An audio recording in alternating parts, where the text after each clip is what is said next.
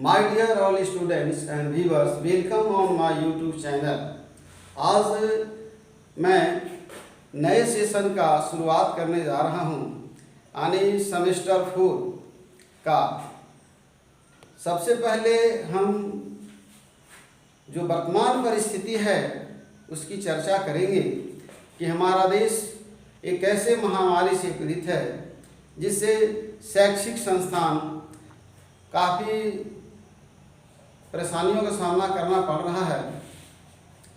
यानी पहले summer vacation से पहले ही ऑनलाइन क्लासेस का संचालन किया जा रहा था और आज भी हम लोग इसी माध्यम से छात्रों को पढ़ाने जा रहे हैं, क्योंकि कोविड-19 का प्रकोप अभी तक खत्म नहीं हुआ है।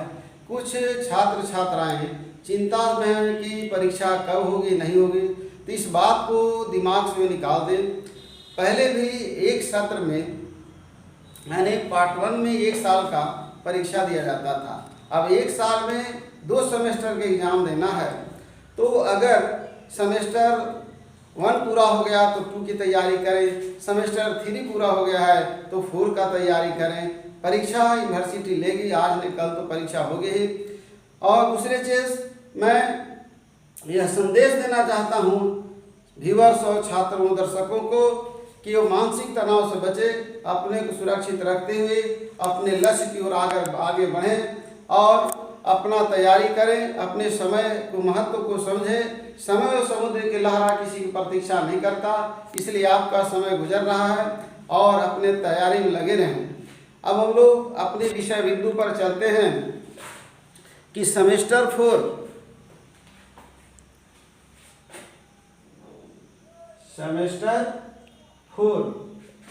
में एक फोकस समझना ये है कि कुछ को ऐसे मैं अपने स्टूडेंट्स को सिलेबस भी भेज दिया हूँ और थोड़ा इस पर चर्चा कर लें कि क्या क्या विषय पढ़ना है।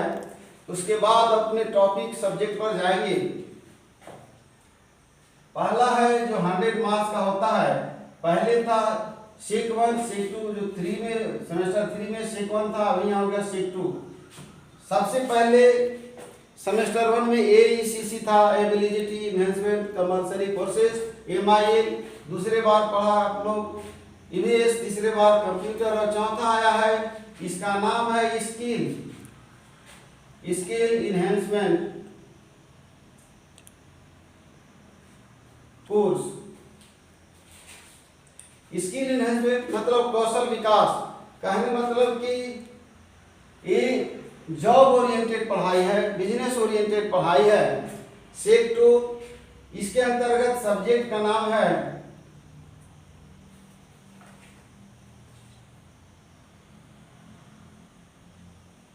एंटरप्रेन्योरशिप। एंटरप्रेन्योरशिप का हिंदी होता है उद्यमिता।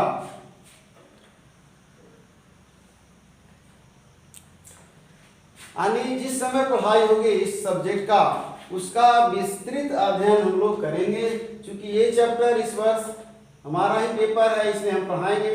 लास्ट ईयर कंप्यूटर था तो हम लोग नहीं पढ़ाए थे, लेकिन इस वर्ष सेमेस्टर 4 में सभी सब्जेक्ट को मैं खुद पढ़ाऊंगा।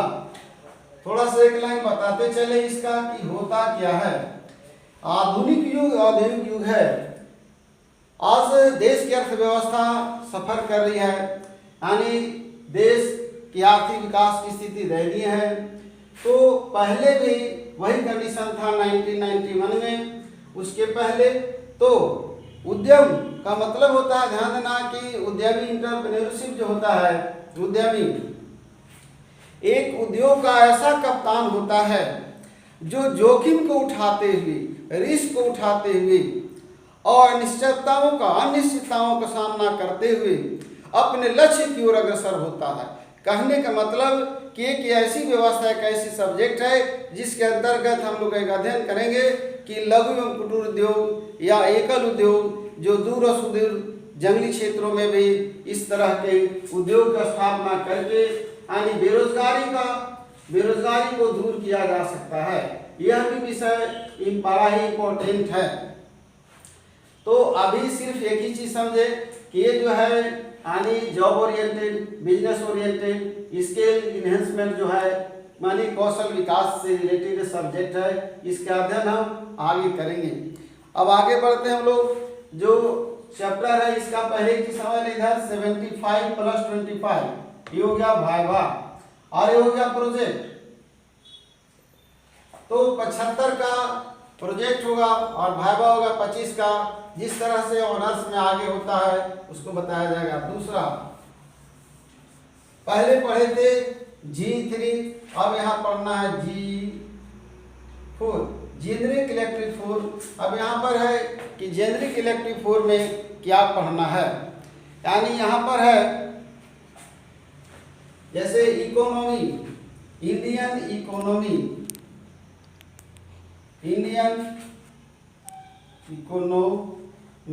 Indian economy and performance policy,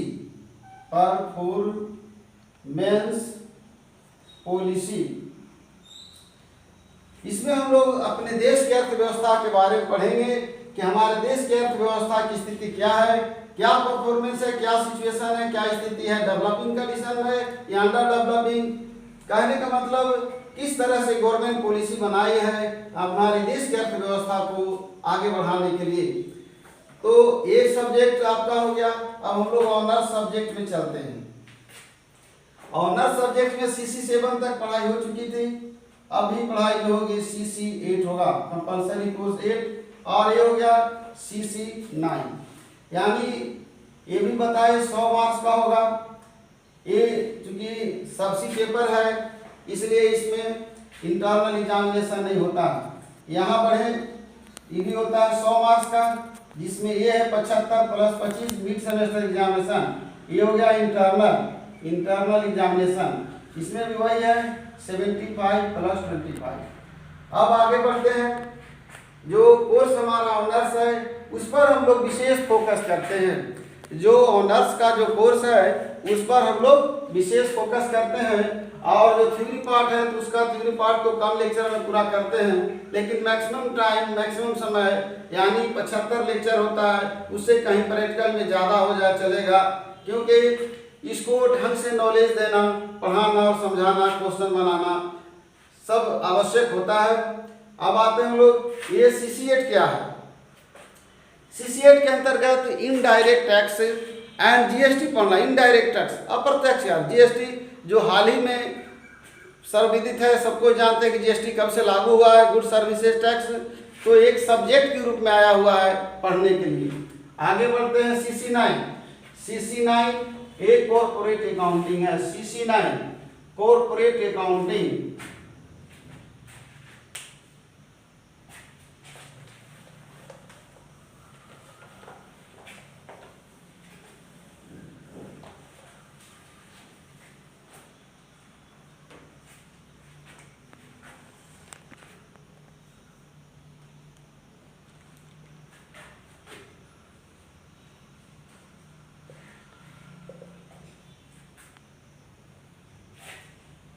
इसको निगमीय लेखांकन कहते हैं। अब कॉर्पोरेट अकाउंटिंग यानी before the study of any subject try to understand कि what is that, what is है क्या। तो पहले पढ़ चुके होंगे फाइनेंशियल अकाउंटिंग पढ़े होंगे, अकाउंटेंसी पढ़े होंगे। आज आ गया है कॉर्पोरेट अकाउंटिंग। यानी कॉर्पोरेट का मतलब कंपनी और corporation. It is control and regulate companies act 1956 1956 and companies act 2013। ये रिवाइज एक्ट है 2013 में एक नई यानी एक्ट बनाया गया है। इसके तहत अभी कंपनी का निर्माण और गठन होता है। पहले जो कंपनियां हैं तो 1956 के तहत होता है। उससे पहले यदि जाएंगे हम यानी आज़ादी से पूर्व, तो उस समय by royal charter by the parliament के तहत कंपनी का गठन किया जाता था। तो यहाँ थ्योरेटिकल पार्ट नहीं पढ़ाना है, प्रैक्टिकल पार्ट है। तो हम लोग सिर्फ इस पर फोकस करेंगे कि corporate accounting is in which study about only company and corporation, only company or it is controlled and regulated by the company like this। आगे बढ़ते हैं अकाउंटिंग। अब उससे पहले थोड़ा सही जान ले कि कंपनी होता क्या है। कंपनी व्यक्तियों का एक ऐच्छिक संगठन है, एक समूह है जिसका निर्माण विधान द्वारा, कानून द्वारा होता है, यानी कंपनी अधिनियम के तहत उसका निर्माण होता है। कंपनी एक कृत्रिम व्यक्ति होता है जिसका एक अपना सील मोहर होता है। अब फॉर्मेशन ऑफ कंपनी यानी शॉर्ट बताए कि कंपनी व्यक्तियों का एक ऐच्छिक संगठन है, एक ऐच्छिक संस्था है जिसका निर्माण विधान यानी कानून द्वारा, कंपनी एक्ट 1956 और now this time revised companies act 2013 के तहत किया जाता है। पुनः रिपीट करते हैं कि कंपनी एक शॉर्ट में डिफिनीशन हुआ, company is an artificial person. अब सवाल उठता है, हमने कहा कि कंपनी एक व्यक्तियों का ऐच्छिक संगठन है, एक समूह है, लेकिन पीसीओ ध्यान देना है, पहले कई व्यक्ति मिलकर कम से कम, थोड़ा सा और बैठ जाते हैं कि कंपनी में बहुत सारा प्रकार होता है। On the basis of formation, ठीक है, on the basis of nationality, on the basis of control. On the basis of control में कंपनी को होल्डिंग कंपनी और सब्सिडियरी कंपनी, नेशनलिटी के आधार पर इंडियन कंपनी और फॉरेन कंपनी, और ऑनरशिप तो हो गया। अभी हम लोग आ रहे हैं फॉर्मेशन के आधार पर, तो पब्लिक कंपनी या लिमिटेड कंपनी, पब्लिक कंपनी। दूसरा होता है प्राइवेट कंपनी, निजी कंपनी। इसको इसलिए बताया जा रहा है कि जो हम कॉर्पोरेट अकाउंटिंग में चैप्टर पढ़ाने जाएंगे उसमें शेयर और डिवेंचर पढ़ाना है, तो शेयर और डिवेंचर कौन इशू करता है। अब चूंकि हम आगे बढ़ गए फिर बैक होते हैं, क्योंकि कॉर्पोरेट को पढ़ाते पढ़ाते मैं आगे चला गया, अभी हमको बाकी रह गया एक पार्ट बचा हुआ, कॉर्पोरेट प्लस अकाउंटिंग। तो अकाउंटिंग का पहले डिफिनेशन तो पढ़े होंगे कई तरह से, तो एक लाइन में समझ ले कि लेखांकन एक कला है, एक विज्ञान है, इसे कहा गया है, जिसके अंतर्गत समस्त व्यवसायिक लेन देनों को लेखा करने, वर्गीकरण करने, विश्लेषण करने एवं उससे आवश्यक निष्कर्ष निकालने से संबंधित समस्त क्रियाओं का पालन किया जाता है। आगे बढ़ें, account we can define this definition in many way. Accounting is a process. Accounting is a process. Accounting is an art. Accounting is an information system. Accounting is an information system. It provides information to the management, to the government, to the public. But now this we're back. आगे okay आगे देखते हैं। अब हम लोग define कर दिए कि कंपनी क्या है, कॉर्पोरेट एंड कंपनी का कंट्रोल और रेगुलेशन किसके द्वारा किया जाता है, और इस्टेब्लिशमेंट कंपनी का किस प्रकार होता है वो शॉर्ट बता दिया गया। कॉर्पोरेट अकाउंटिंग का भी एनालिसिस कर दिया गया कि कॉर्पोरेट क्या है और अकाउंटिंग क्या है। अकाउंटिंग पहले से ही कॉमर्स के स्टूडेंट्स पढ़ते आ रहे होंगे और अकाउंटिंग के बारे में उन्हें पता भी है। अब हम लोग आगे बढ़ते हैं, इसके अंतर्गत एक चैप्टर है जिसको मैं आज शुरुआत करने जा रहा हूं, उसका नाम है issue of debenture. Issue of debenture, issue of debenture ये होता है ऋण पत्रों का निर्गमन। ऋण पत्रों का निर्गमन चैप्टर का नाम है जिसे शुरुआत किया जा रहा है, शुरू करने जा रहा हूं, उसका नाम है ऋण पत्रों का निर्गमन। अब यहाँ पर यह समझना है कि ऋण पत्र क्या है और निर्गमन क्यों किया जाता है, कौन सी कंपनी ऋण पत्रों का निर्गमन करती है और आखिर क्यों करती, क्या ऑब्जेक्ट है, क्या उद्देश्य है, क्या कारण है। तो सबसे पहले हम पुनः बैक होते हैं कि ऋण पत्रों का निर्गमन लिमिटेड कंपनी के द्वारा किया जाता है। ऋण पत्रों का निर्गमन लिमिटेड कंपनी के द्वारा किया जाता है। प्राइवेट लिमिटेड कंपनी ऋण पत्रों का निर्गमन नहीं कर सकती, केवल limited company public company share, debenture, securities और बॉन्ड्स का निर्गमन कर सकती है। अब आगे बढ़ते हैं, फिर कि ऋण पत्र क्या है। उससे पहले जान लें कि कंपनी ऋण पत्रों का निर्गमन क्यों करती है। ऋण पत्रों का निर्गमन क्यों करती है? When a company has not sufficient capital to run the business properly, at that time company issue debenture and collect the money from the public. जब कंपनी के पास व्यवसाय को चलाने के लिए पर्याप्त मात्रा में पूंजी नहीं होता है, तो वैसी स्थिति में कंपनी जो है ऋण पत्रों का निर्गमन करके पैसा एकत्रित करके अपना व्यवसाय को प्रॉपर्ली चलाती है। क्यों हो गया ऋण पत्रों का निर्गमन, क्यों करता है, क्यों किया जाता है, किसके द्वारा किया जाता है? अब आते हैं हम लोग, दूसरा बिंदु है डिवेंचर। What is debenture? ऋण पत्र क्या है, डिवेंचर क्या है? अब आगे बढ़ते हैं। ऋण पत्र, debenture is a certificate of taking loan. ऋण पत्र कर्जा लेने का एक प्रमाण पत्र है। Debenture is a written documents, written evidence used by the company. ऐसा इसलिए कि कंपनी एक ऋण पत्र का निर्गमन करती है, उसमें ऋण पत्रों का जितने का है मूल्य, ब्याज की दर और कंडीशन ऑफ रिडम्पशन पेमेंट का कंडीशन भी उसमें लिखा हुआ रहता है। ये यानी ऋणदाता को कंपनी के द्वारा दिया जाता है और एक रिटेन एविडेंस है, मतलब लिखित एक प्रमाण पत्र है। एक नंबर में देगा कि ऋण पत्र क्या है, जवाब देना है कि ऋण पत्र एक कंपनी का रिटेन डॉक्यूमेंट्स है, लिखित प्रमाण पत्र है, एक कर्जा लेने का प्रमाण पत्र है और यह जो है इसके अंतर्गत ऋण का भुगतान, ऋण का ब्याज दर और शर्तें लिखी हुई होती हैं। अब आगे बढ़ते हैं। Next, kinds of debenture.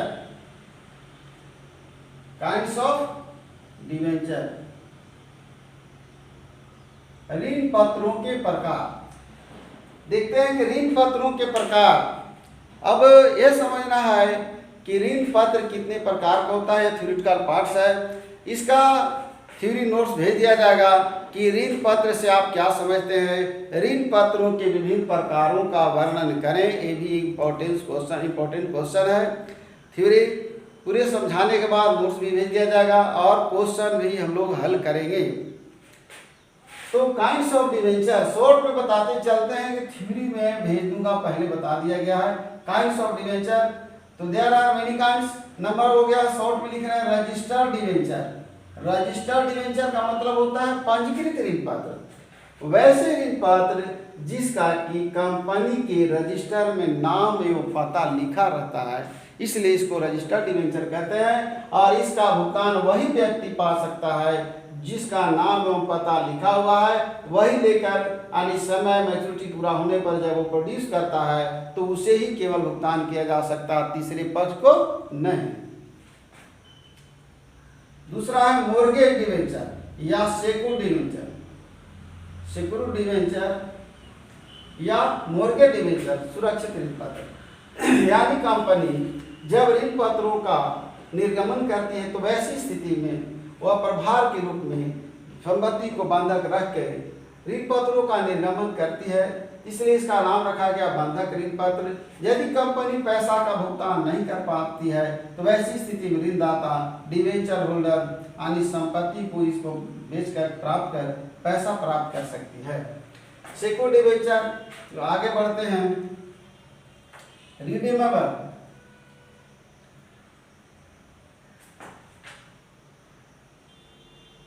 Redeemable debenture, REDEEMABL। Redeemable debenture का मतलब होता है शोधनीय ऋण पत्र। यानी शोधनीय ऋण पत्र वैसे ऋण पत्र कहते हैं जिसका कि कंपनी के जीवन काल में शोधन किया जा सके, इसलिए इसका नाम रखा गया है रिडीमेबल। अब आ गया इरिडीमेबल।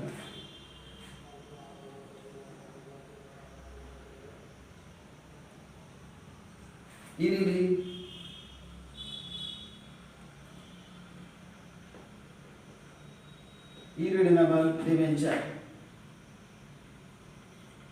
ये हो गया शोधनीय, अशोधनीय, सुरक्षित,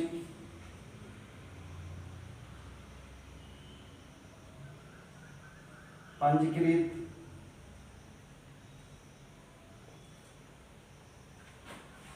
अब होगा कन्वर्टेबल डिबेंचर।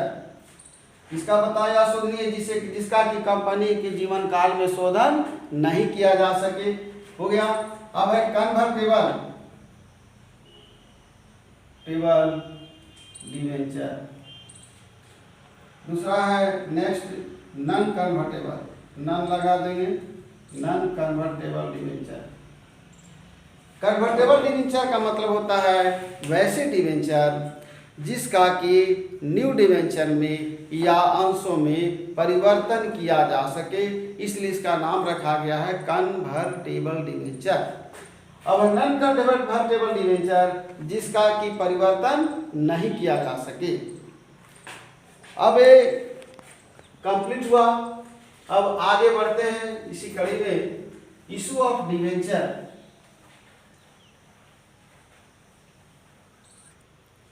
अकाउंटिंग ट्रीटमेंट करने से पहले मैं ये बताना चाहता हूँ कि ये जो टॉपिक है, ये जो लेसन है, किसके किसके लिए यूजफुल होगा। सबसे पहले B Com H semester 4, B Com general semester 3, फिर हो गया पीजी के छात्रों के लिए, पीजी के स्टूडेंट्स के लिए ये लेसन प्लस 12 में भी काम आएगा। कहने का मतलब कि लेसन जो जनरल के स्टूडेंट होंगे वो भी देखेंगे, जो जिसका छूट गया है, मान लीजिए जो क्लास नहीं किए, क्योंकि पिछले बार बीकॉम जनरल में क्लास लिया गया था issue of debenture, issue of shares का, तो इसको देखेंगे और समझने का कोशिश करेंगे। अकाउंटिंग ट्रीटमेंट, जर्नल एंट्रीज पहले ही बता दिया गया है कि एज का यानी लेखा कॉर्पोरेट यानी कंपनी, लिमिटेड कंपनी के यहाँ होगा। Journal entries in the books of कोई भी लिमिटेड ABC लिमिटेड कंपनी होगा।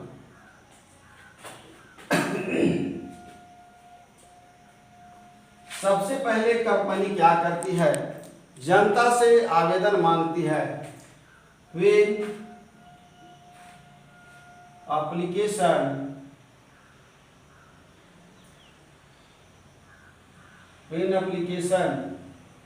मनी रिसीव्ड, आवेदन की राशि प्राप्त करने पर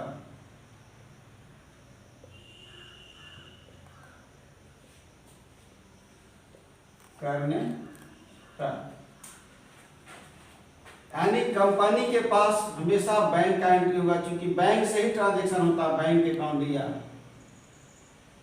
टू डिबेंचर, याद रखना है इसमें रेट हमेशा दिया हुआ रहता है, चाहे जो भी परसेंट हो, 9% हो, 5%। Debenture application account,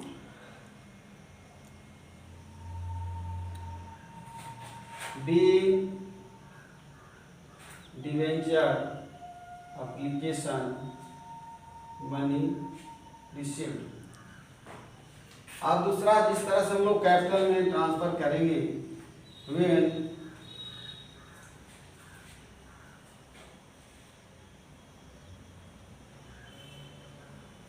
application money transfer to कहाँ, debenture account, to debenture account, यानी आवेदन की राशि को डिबेंचर में ट्रांसफर करने पर आवेदन की राशि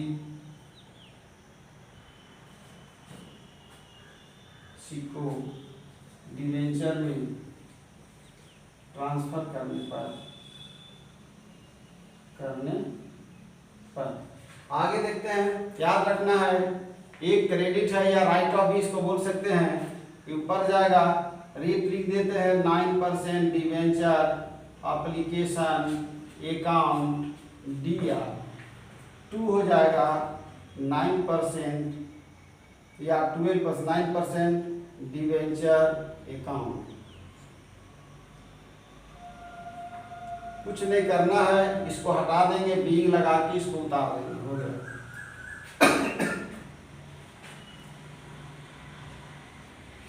तीसरा है with debenture allotment money due, यानी डिवेंचर अलॉटमेंट यानी आवंटन का राशि दे होने पर, यानी आवंटन की राशि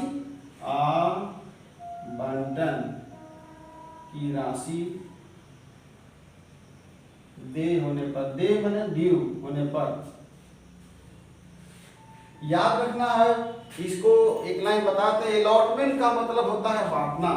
जब कंपनी जनता के बीच ऋण पत्रों का बंटवारा कर देती है, बांट देती है, तो उसे हम लोग अलॉटमेंट ऑफ डिवेंचर कहते हैं। इसका एंट्री डिवेंचर हमेशा रेट रहेगा, debenture allotment account DR, to debenture रेट हमेशा रहेगा to debenture account, being allotment money due, being allotment money due. अब अलॉटमेंट मनी रिसीव्ड करने पर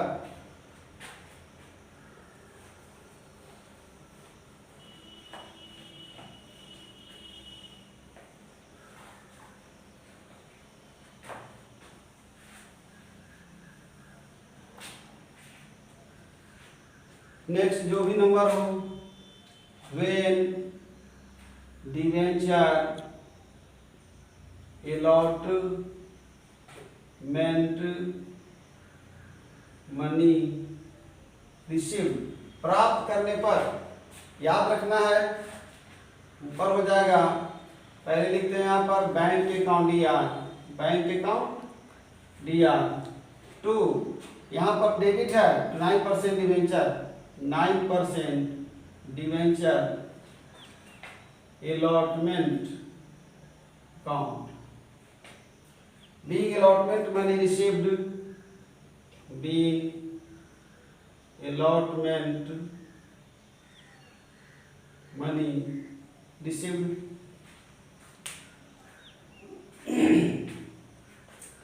अब कॉल मनी यानी मांगना, कॉल्स का मतलब होता है याचना करना।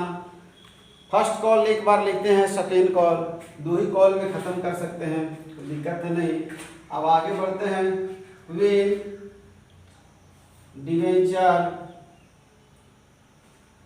फर्स्ट कॉल मनी ड्यू, माने बाकी, तो debenture first call account DR, to debenture account हो गया। बीइंग शॉर्ट में being first call money due भी लिख सकते हैं, फर्स्ट कॉल मनी ड्यू, ज्यादा लंबा नहीं तो वेन हटा के उसको लिख सकते हैं। आगे बढ़ते हैं, रिसीव करेंगे when first call money receive. याद रखना है कि ये जो डेबिट है क्रेडिट हो जाएगा bank account DR, bank account DR, to debenture first call account, being first call money receive. अब आगे बढ़ते हैं, नेक्स्ट डिवेंचर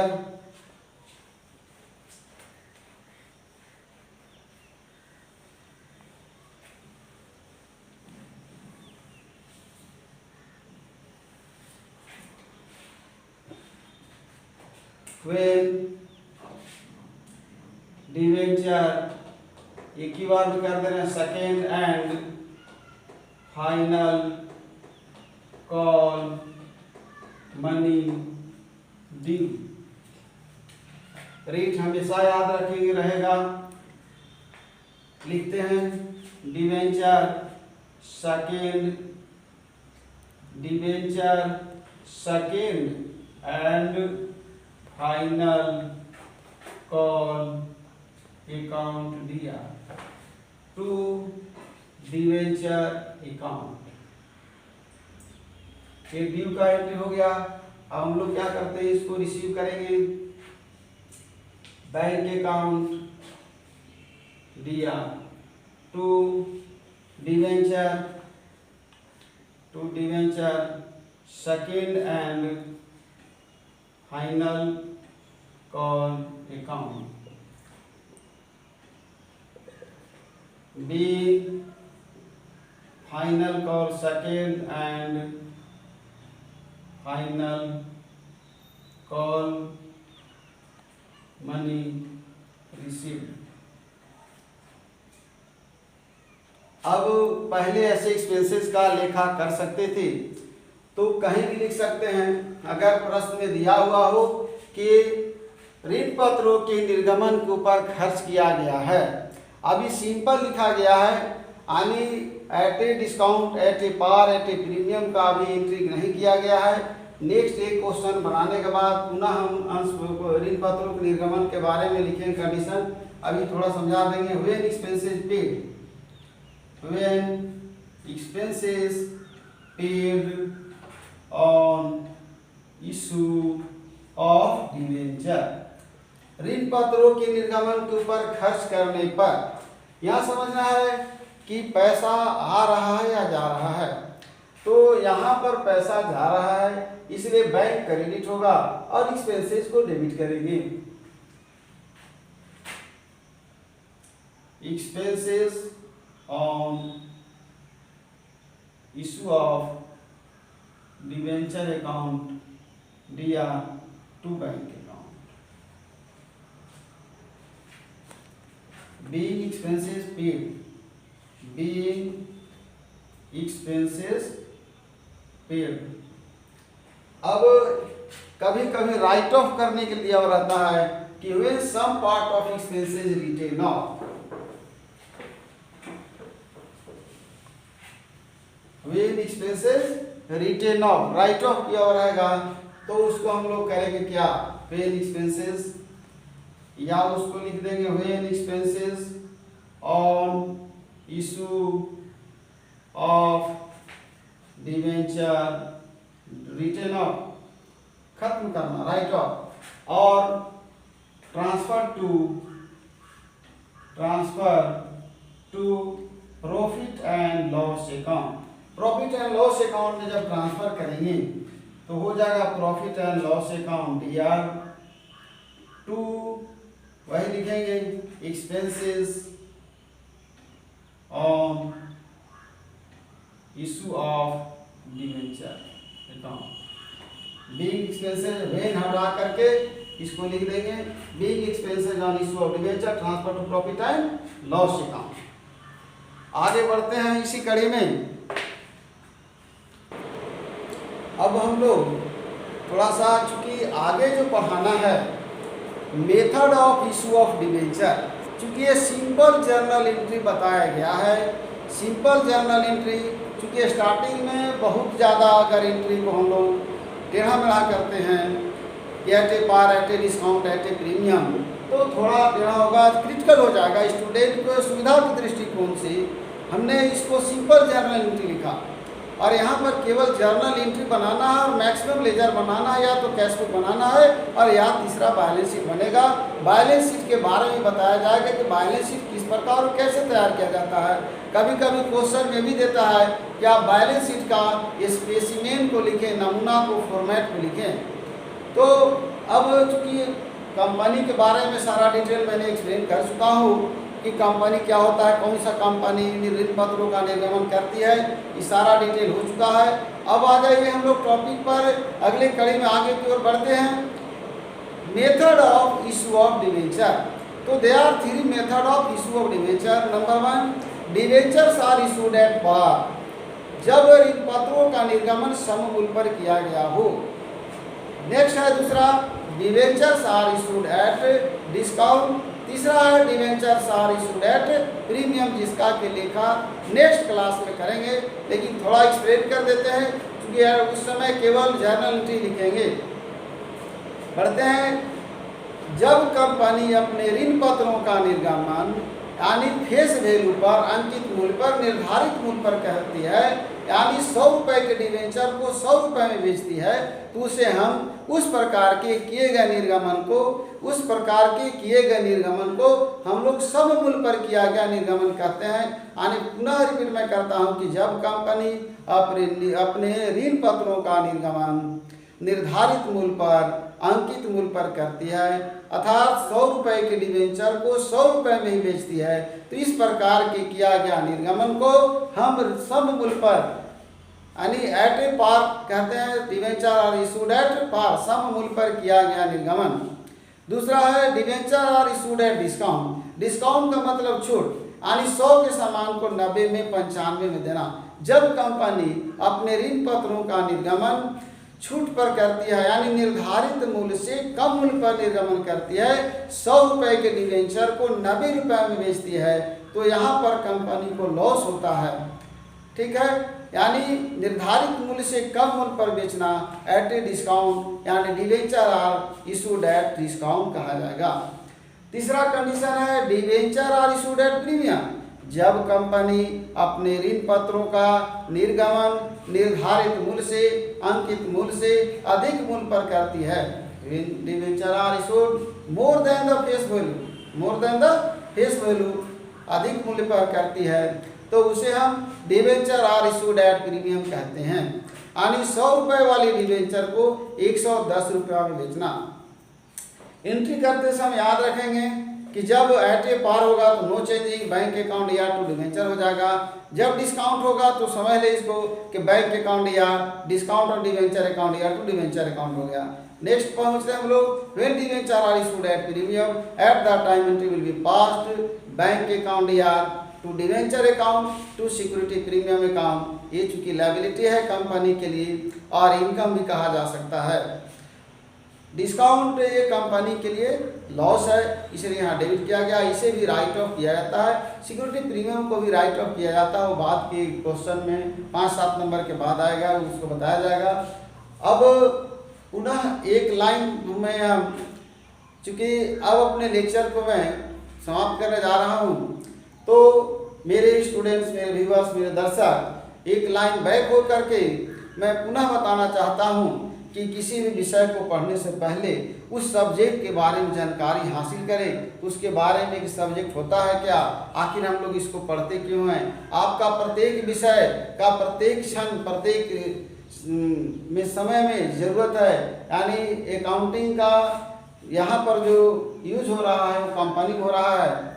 अब सवाल उठता है कि थोड़ा सा और समय देते हैं कि चूंकि कुछ ऐसे भी स्टूडेंट्स हैं जिसको पता नहीं है कि कंपनी का गठन क्यों किया जाता है, ये तो मैं बता दिया, लेकिन पहले चले बैक में सोल ट्रेडिंग बिजनेस से कहा कि व्यापार में एक ही व्यक्ति मालिक और प्रबंधक होता है, लाभ हानि का जिम्मेदार स्वयं होता है, लेकिन अगर वह कहीं चला जाता है तो उसका दुकान और धंधा सेटर गिर जाता है, बंद हो जाता है, या बीमार पड़ने से बंद हो जाता है, तो ऐसी स्थिति में एकाकी व्यापार की जगह पर साझेदारी व्यापार की शुरुआत हुई।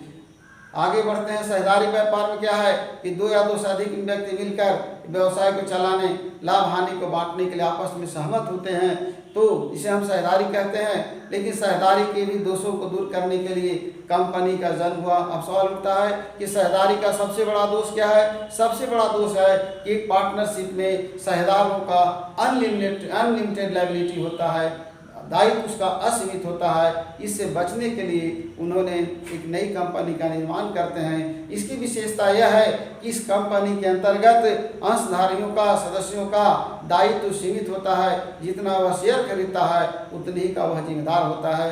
मैं आज अपने लेक्चर को यहीं पर इन करता हूँ और नेक्स्ट डे से पुनः क्वेश्चन हम लोग बनाएंगे। छात्रों को व्हाट्सएप के माध्यम से इसका नोट्स जो है आज ही भेज दिया जाएगा। दूसरी ओर इसको एक बार पढ़ेंगे, दो बार पढ़ेंगे, एक बार वीडियो को देखेंगे, दूसरी बार देखेंगे, नहीं समझ में आएगा तो पूछेंगे, कहीं कोई त्रुटि समझ में आए तो भी क्वेश्चन कर सकते हैं। और मैं अपने व्यूअर्स, अपने स्टूडेंट्स या किसी भी महाविद्यालय, किसी भी यूनिवर्सिटी के छात्र छात्राएं हों, सभी को मैं धन्यवाद देता हूं। इस वीडियो को वह मतलब अच्छी तरह से देखें और समझें और समझने का प्रयास करें। थैंक यू, धन्यवाद।